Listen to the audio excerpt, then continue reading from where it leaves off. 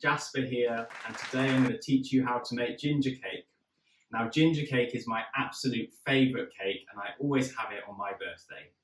Now, this recipe I think is very simple with easy to find ingredients, so I hope you're able to make it at home, and I look forward to that.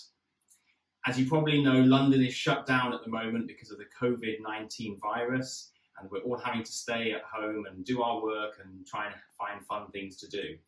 And I think that making this simple cake is one of those, because at least you can make something, eat it, and it's delicious. This recipe comes in 3 parts. Part 1, we mix our dry ingredients. I've got 200 grams flour. I'm going to add 200 grams brown sugar. Now I'm going to add 1 teaspoon ground ginger. Well, I'm actually going to add a little bit more because I really like a spicy cake. Good. And 1 teaspoon bicarbonate of soda. Now for my secret, I'm going to add some other spice. I might use mixed spice, but today I'm going to add some cinnamon. Again, because I like a really spicy cake. Not too much. So that's all the dry ingredients. Now we're going to mix them with a wooden spoon, not too much, because we're going to do a bit of mixing later on, but just going to gently get that together. I seem to have a big bit of sugar. I'm going to break that up a little bit. Just going to gently move them around. Now for part 2, we're going to add 55 grams of butter or margarine. Now we're going to use the rubbing in method to combine the butter and our dry ingredients. Ultimately, we're going to make it look like breadcrumbs and make sure all the butter is combined. As you may have noticed, I'm not a professional, so we'll see how it turns out. Generally, this is very good, and I really like this cake. So after a couple of minutes rubbing in, you should be almost there. Just to double check if everything's okay, just shake it up. And to see any lumps and just break them up, it might be some butter or some sugar. And we're there. Time for part 3, our wet ingredients. First, I'm going to take 1 egg and I'm going to whisk it gently.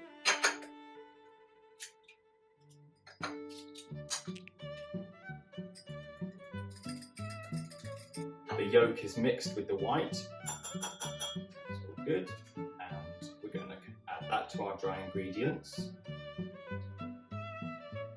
Now, 2 tablespoons golden syrup. I'm using a very famous British brand, Lyle's. It's very historic since 1883. Golden syrup is similar to maple syrup, but I prefer this much more. It's very sweet, it's very thick, and we have it on pancakes and crumpets and other things, and it's very nice. So 2 tablespoons. There we go, lovely gold. Now last but not least, 240 millilitres of hot water.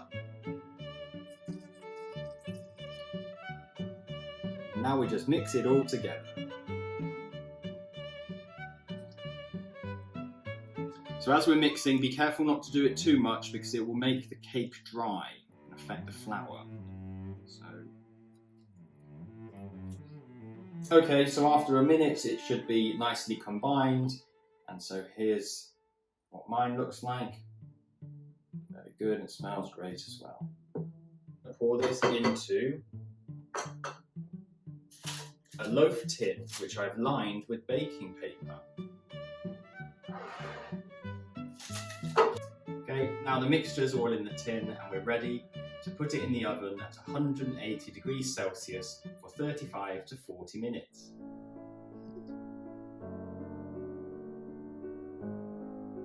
So 35 minutes later, here it is. Not the best looking cake. I think there was a little mishap with the oven, so I'm in a temporary flat at the moment, and I didn't didn't really know how the oven worked too well, and I think it got a bit too hot, and it's broken out from the top there. But don't worry, it still tastes great, and we can forget all about that when we put it on our plate. So after letting it sit and cool down for a while, I'm now going to take it out of the tin.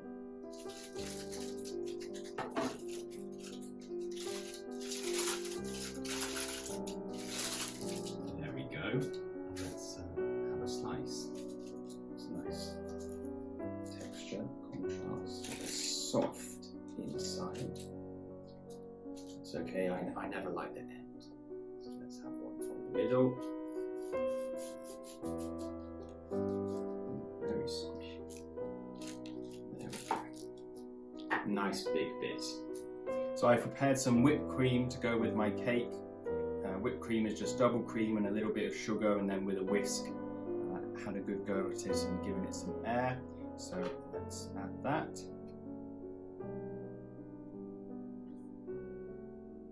And a little garnish. And as if by magic, it is really something of beauty in stark contrast to what came out of the oven. Now it's time to have a bite. Lovely and soft. I think I prefer using mixed spice rather than cinnamon, but I'd say I give this cake 7 out of 10. Well, I hope you enjoyed this video, and do send me all your efforts and your goes at making a delicious ginger cake. Of course, please do stay safe and stay at home during these troubled times, and until next time, bye!